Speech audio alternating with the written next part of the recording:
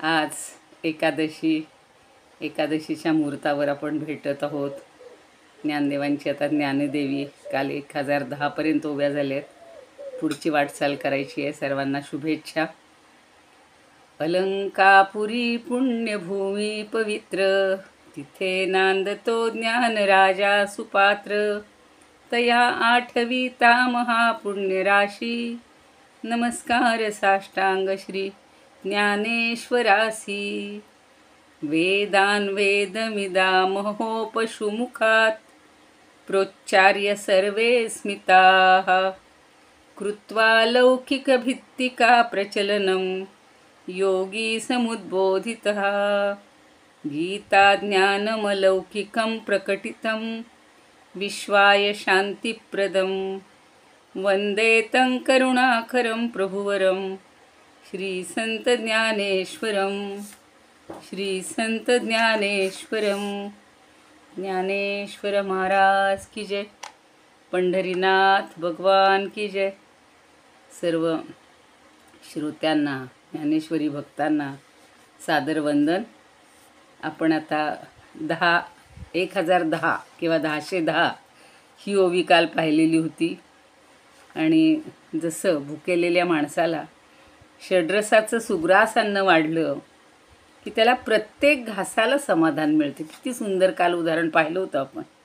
अशी 2-3 उदाहरणं पुन्हा पुन्हा आठवावीशी वाटतात.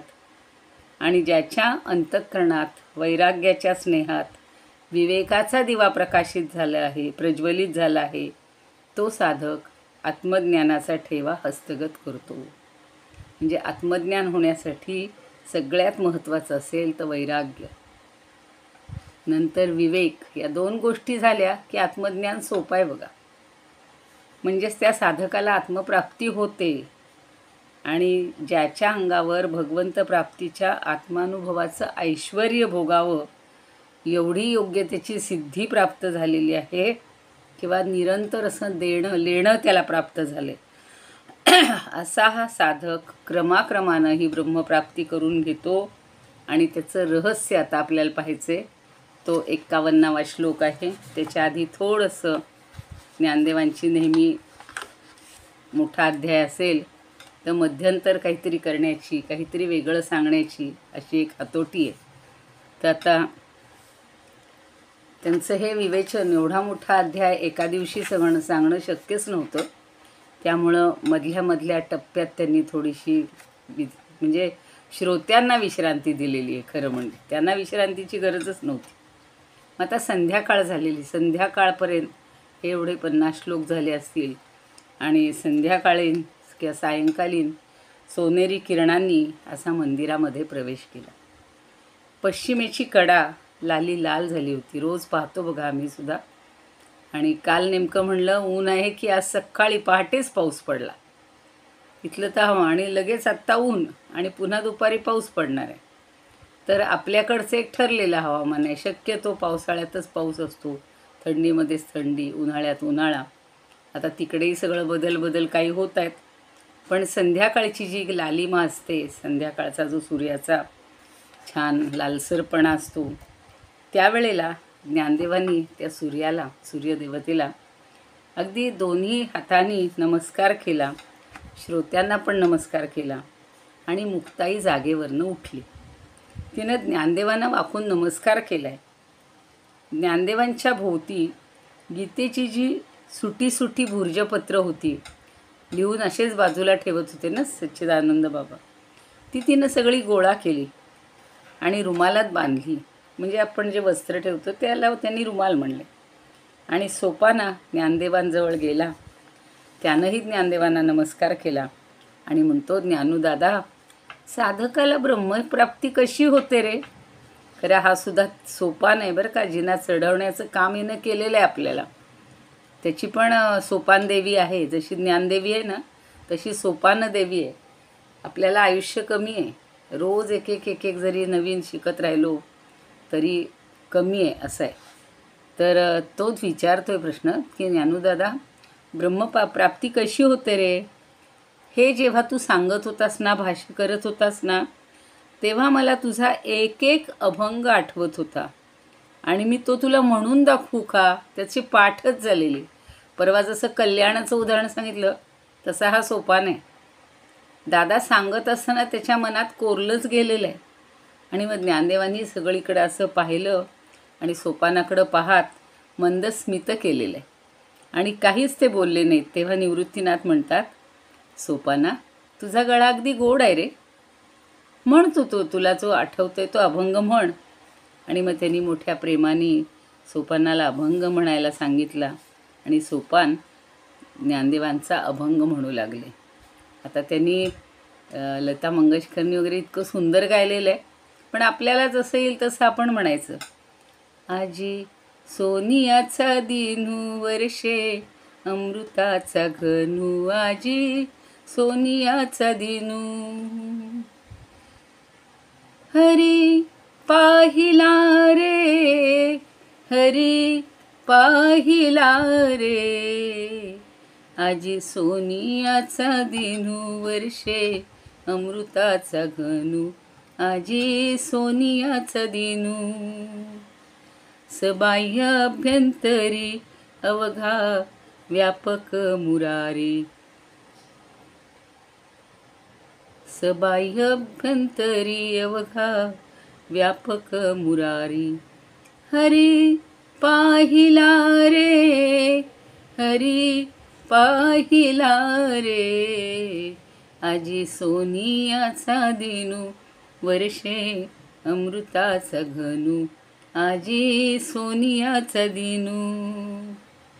दृढ विटे मन मुळी विराजित वनमाळी, वरदा संत समागमू प्रगटला आत्मारामू.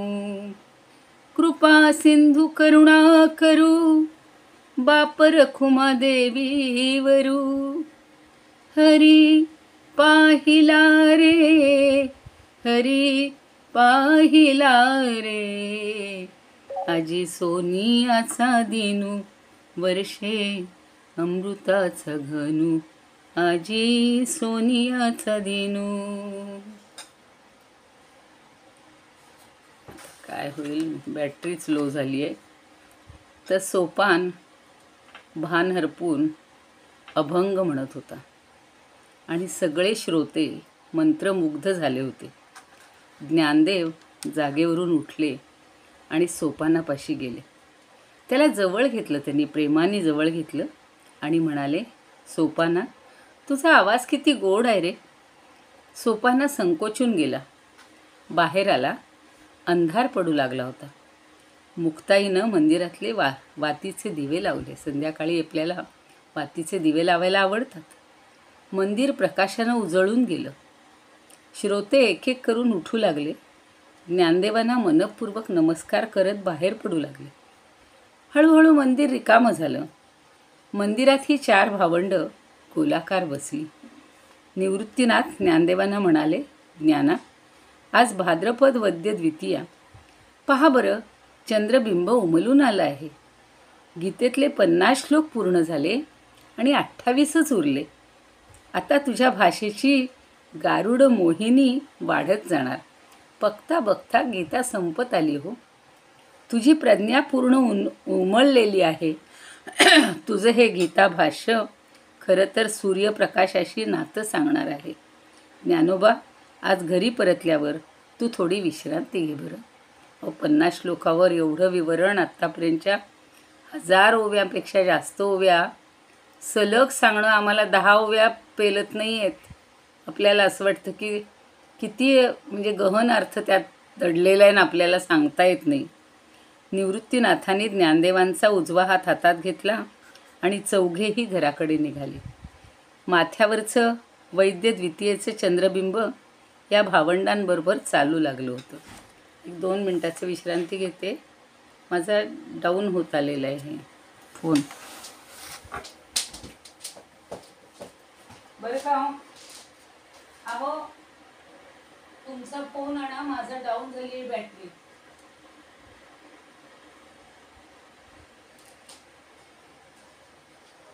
कधी बंद होईल तेवढं मला फोन आणून द्या.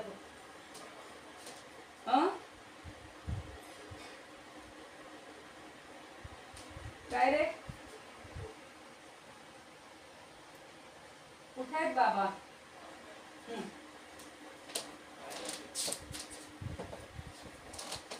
बॅटरी डाऊन झाली, कधी बंद पडत? तुम्ही ऐकताय का तो? का बरं? चालू असेल लगेच त्याच्यातच जॉईन झाले असतील.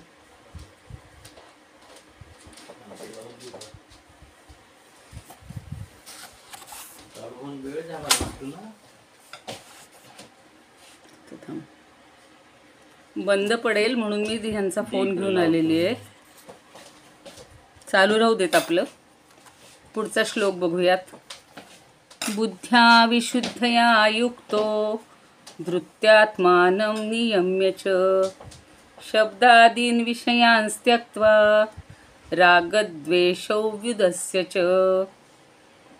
आता कालचा जो प्रश्न होता आपला की साधक ज्या क्रमाने ही ब्रह्मप्राप्ती करून घेतो त्या क्रमाचं रहस्य भगवंत आपल्याला सांगतायत की बुद्ध्या म्हणजे बुद्धीनं, ती बुद्धी कशी?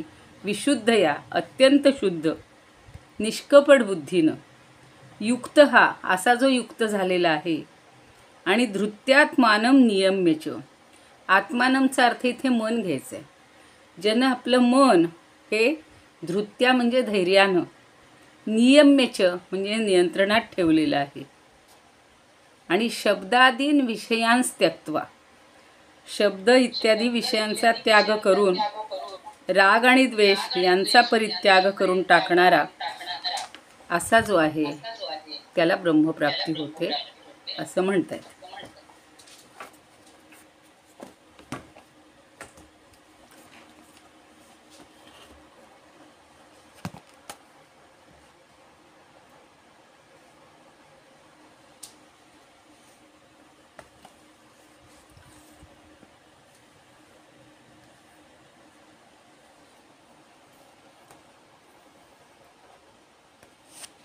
परत मोठं व्हायला पाहिजे.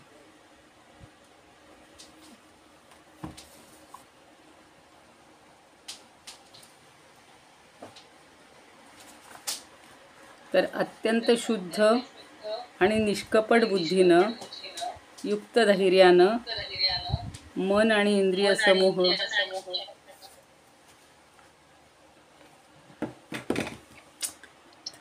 पर्यंत काहीतरी होते त्याला.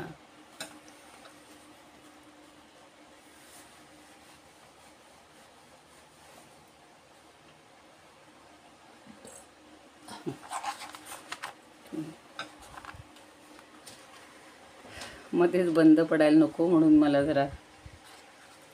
तरी आता याच्यावरच्या ओव्या काय म्हणतात ज्ञानदेव बघूया.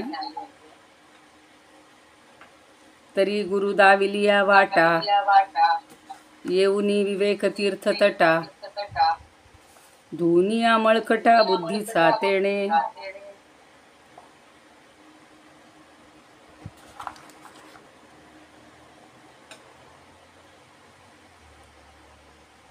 अनम्यूट केलं का दादा?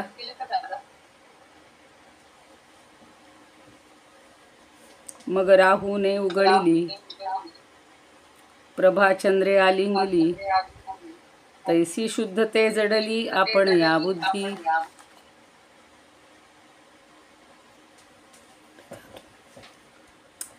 तिकडे जाऊ.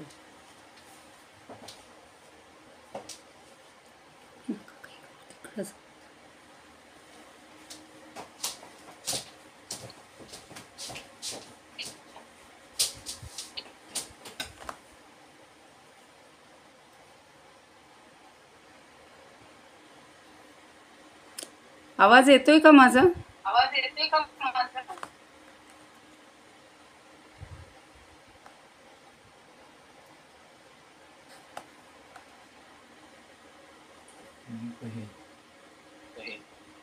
दादा अनम्यूट करा ना मला.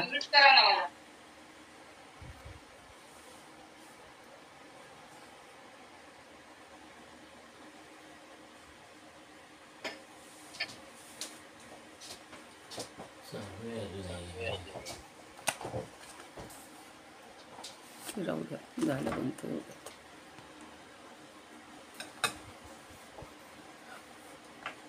बुद्ध्या विशुद्धया युक्तो तिकडे जातो मी.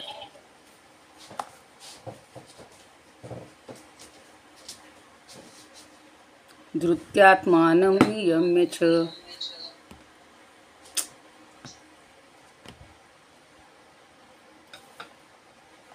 शब्दादीन विषयान् त्यक्त्वा रागद्वेषौ विदस्य च तरी गुरुदाविलिया वाटा येऊनी विवेकतीर्थतटा धुनी आमळखटा बुद्धीचा तेणे. आता हा गुरु आपल्याला काल असं पाहिलेलं होतं की गुरु जर भेटला आणि विवेक वैराग्य पण आपल्याला प्राप्त झालं तर हे ब्रह्मज्ञान होतं किंवा ब्रह्माची प्राप्ती होते.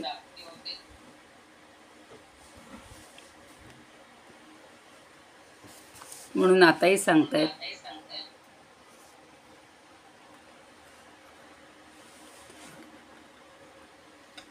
असा हा भक्त साधक श्री गुरूंनी दाखवलेल्या सन्मार्गाने विवेकरूपी तीर्थाच्या तीरी येतो आणि अज्ञानाने माखलेल्या बुद्धीचा मळ स्वच्छ धुवून टाकतो.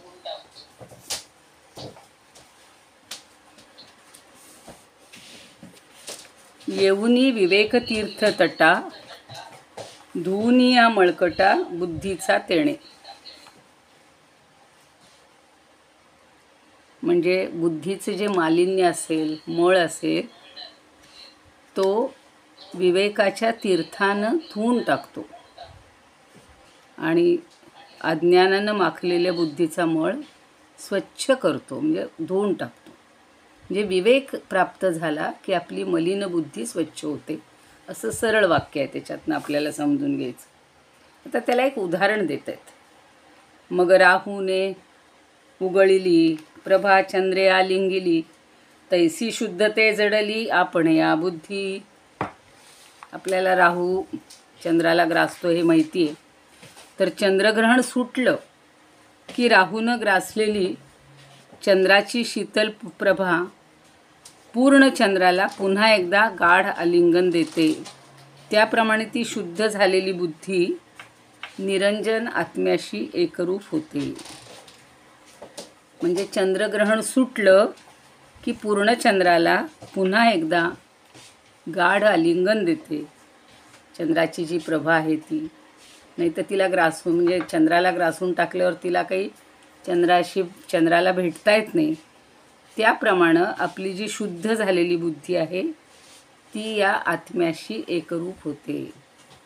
चंद्राचं आणि चंद्रिकेचं हे जे नातं आहे तसं आपलं आत्म्याचं आणि बुद्धीचं आहे, असं इथं आपल्याला सांगतात.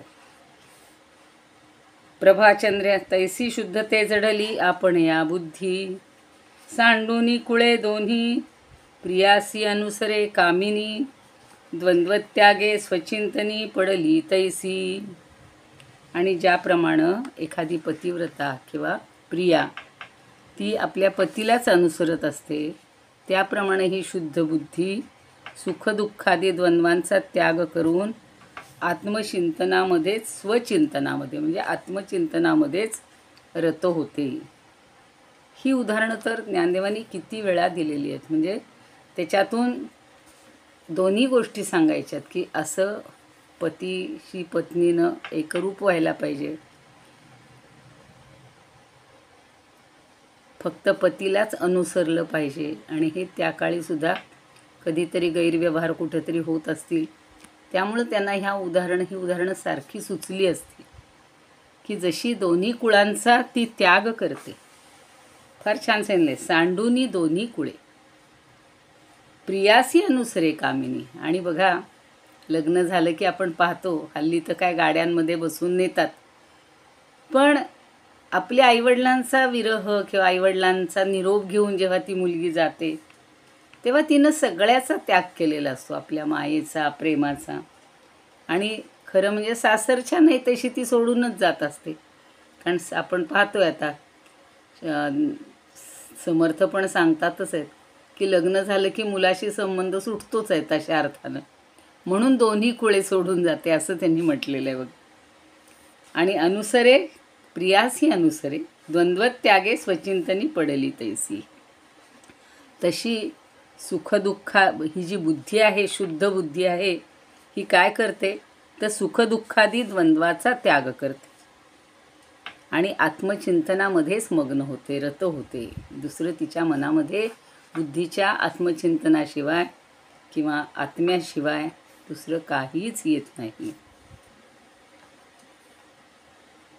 आणि ज्ञानायसे जिव्हार नेवो नेवो निरंतर इंद्रिय केले थोर शब्दाधिक जे.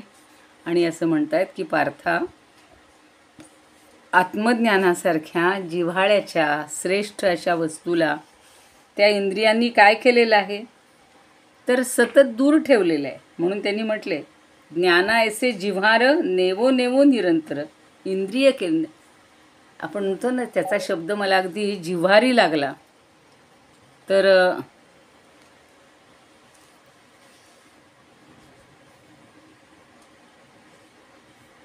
त्याचा शब्द मला अगदी जिव्हारी लागला असं जेव्हा म्हणतो, तसं या इंद्रियांनी आपल्या जिव्हाळ्याच्या आत्मज्ञानासारख्या श्रेष्ठ वस्तूला सुद्धा दूर लोटलेलं आहे.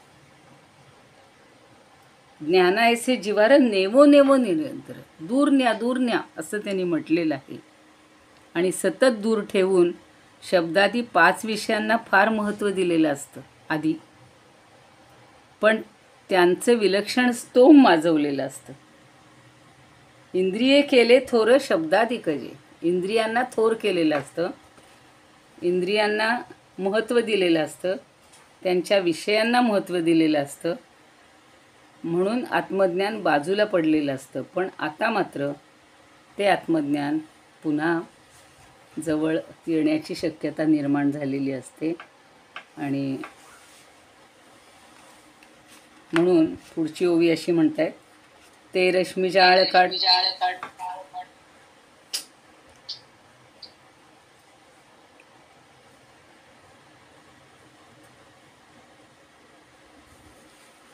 ते रश्मी जाळ काढ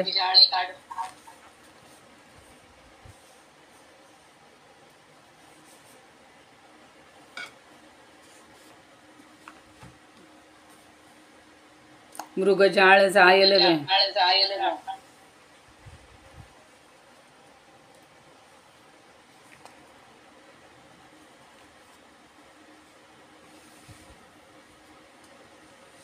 तैसे धृती रोधे तया पासाही केले.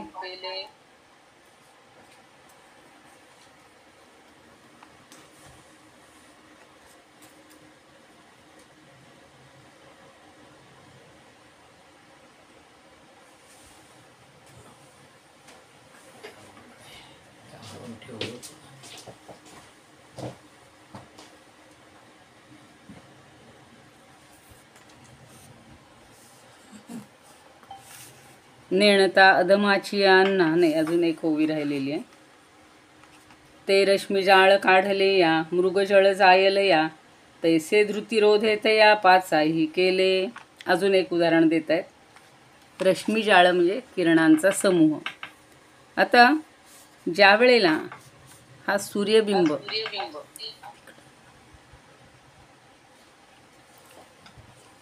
सूर्यकिरण लुप्त झाले की मृगजळ आपोआप नाहीसं होतं. त्याप्रमाणे इंद्रियांचा धैर्यानं निग्रह केला असता पंचेंद्रियाचं हे शब्दादी 5 विषय आपोआप नाहीसे होतात. दादा आवाज येतोय का माझा?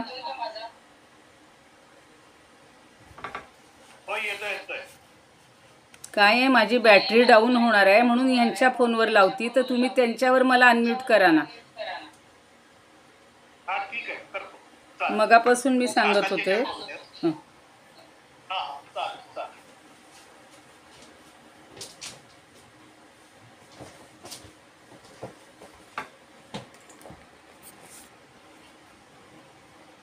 तुम्हाला अनम्यूट केला तिकडे. हा ठीक आहे ठीक आहे. काकांच्या याच्यावर फोनवर अनम्यूट. हा झाले झाले आता. आले का? हो आले. नाही आले झाले. झालं ना. त्यामुळे सगळी लिंकच तुटून गेली ती आता. ठीक आहे. हा. पुन्हा एकदा बघूया 2-3 ओव्या.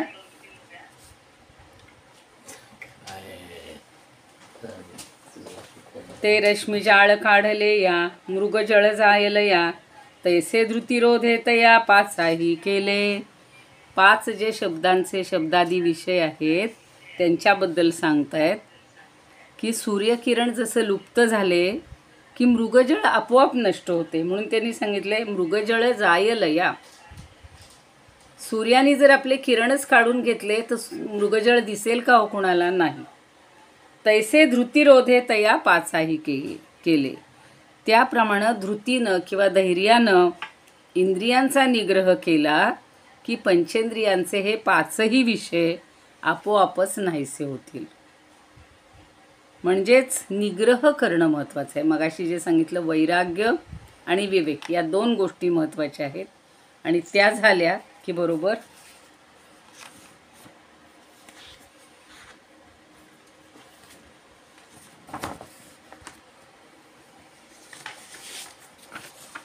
आता याच्यावरच्या स्वरूपानंदांच्या ओव्या बघू.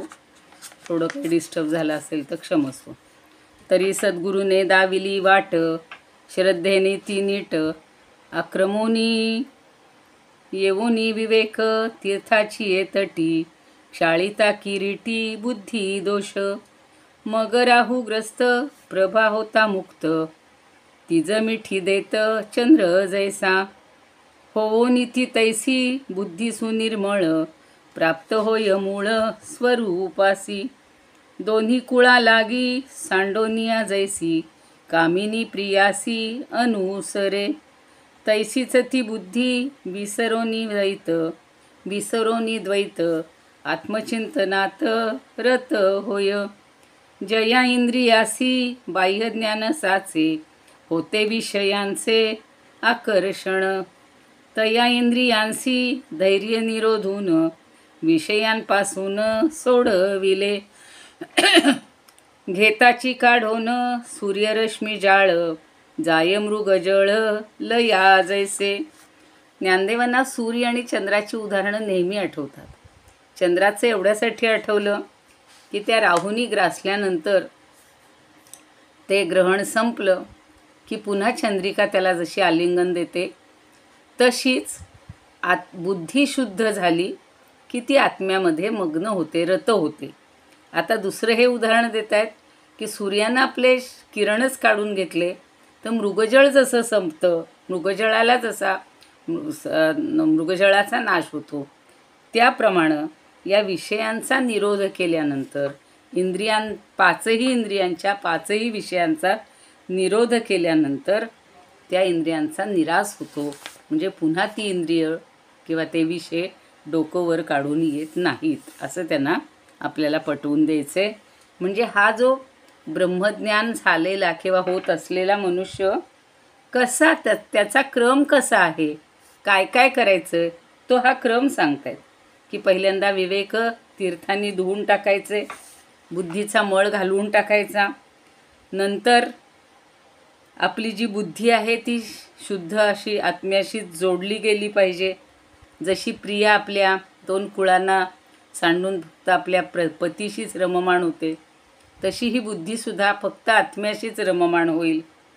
आणि इंद्रियांनी हे जरी 5ही इंद्रियांचं हे शब्दाधिक विषय हे कसे काढून घेतलेत, जसा सूर्य आपलं रश्मिजाळ काढून घेतो आणि मृगजळ संपतो तसे ह्या विषयांचं सुद्धा जे विषयांच्या जे अधीन होते बुद्धी ते सगळं तिचं संपतं.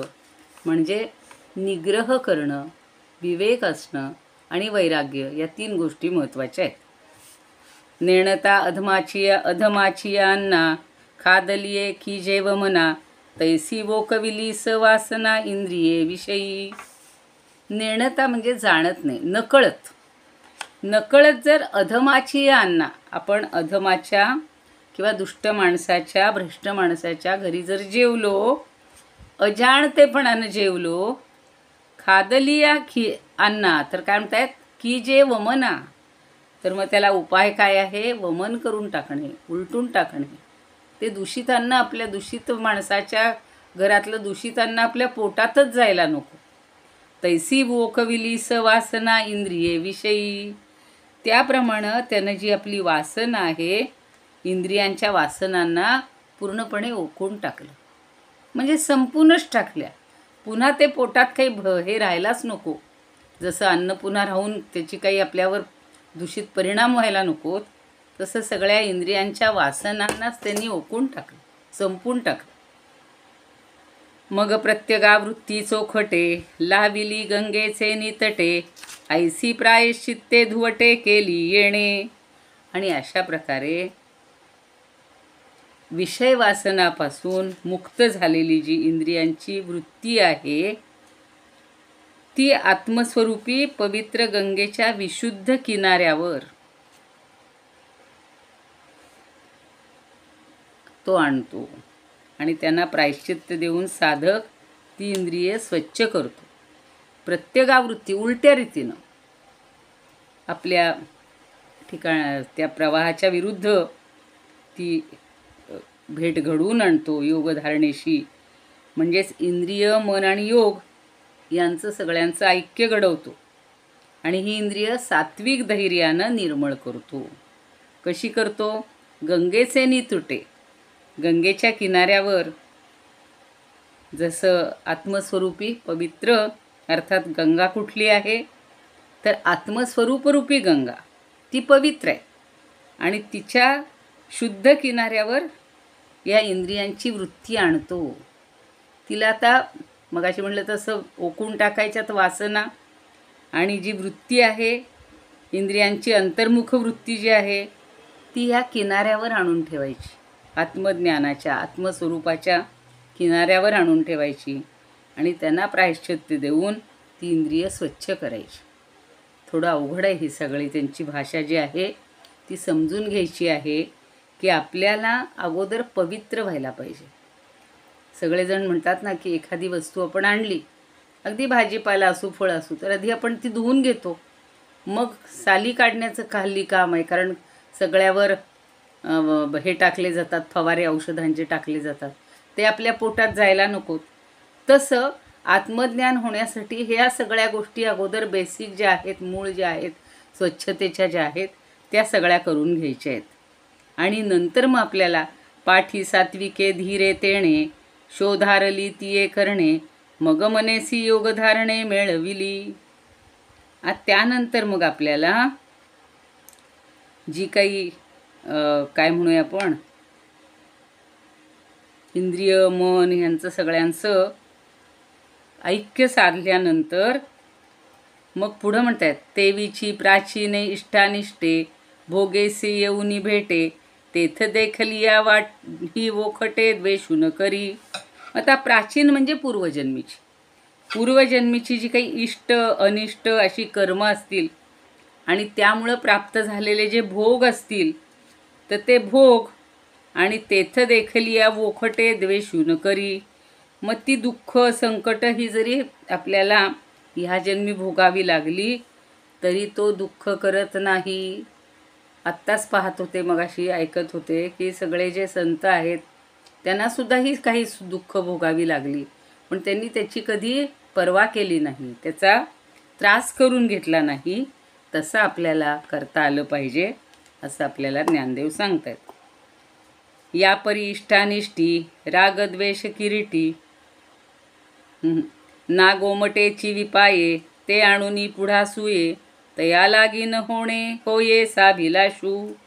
साभिलाष म्हणजे अभिलाषेसह. म्हणून एखादं पूर्वसुकृत जर आपल्या समोर येऊन उभं ठाकलं, गोमटेची विपाय, गोमट म्हणजे चांगलं, ते जरी आपल्या समोर उभं राहिलं आणि चांगलं एखादं भाग्य डोळ्यासमोर आलं तरीसुद्धा त्या सुखवस्तूची सुद्धा अभिलाषा तो मनात तरळत ठेवत नाही. दोन्ही गोष्टी सांगितल्या.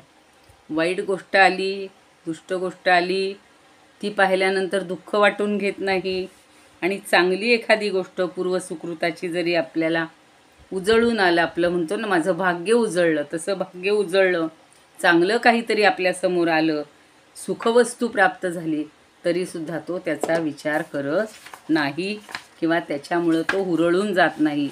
म्हणून आपण म्हटलेलं आहे बघा 12व्या अध्यायात की सुखाने हुरळून जायचं नाही आहे आणि दुःखाने होरपळून जायचं नाही, ते या ठिकाणी सांगितलेलं आहे.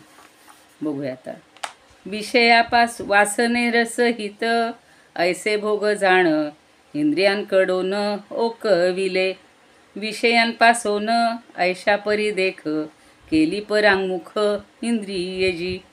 आत्माकार वृत्ती रूपी गंगा तटी, आणोनी किरीटी ठेविली ती.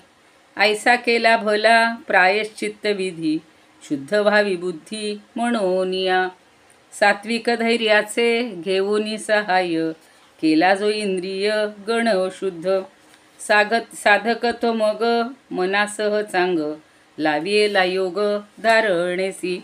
पुढच्या आता काही ओव्या आहेत त्या आपण नंतर बघूया. इदमुपकर्तुं भुवनमण्डलं, समुदितमिव भास्करं, सादरं वन्दे ज्ञानेश्वरं. त्रिभुवनमाता भगवद्गीता, लोकमङ्गला लोकविश्रुता. लोकहितं संततं ध्यायता, येन ज्ञानेश्वरी विरचिता.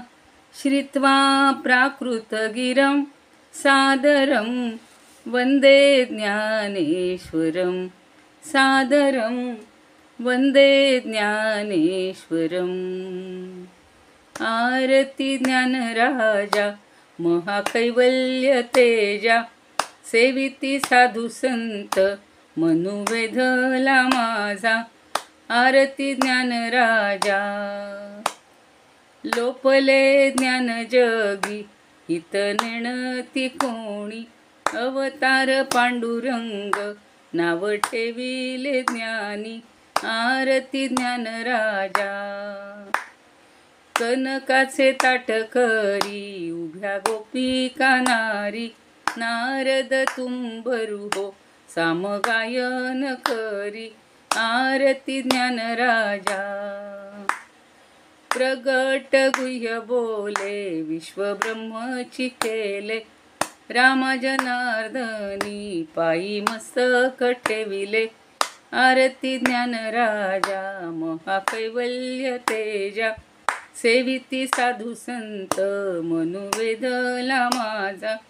आरती ज्ञानराजा. ज्ञानेश्वर महाराज की जय. पंढरीनाथ भगवान की जय. जय तू ज्ञानेश्वर, जय तू श्रीकृष्ण.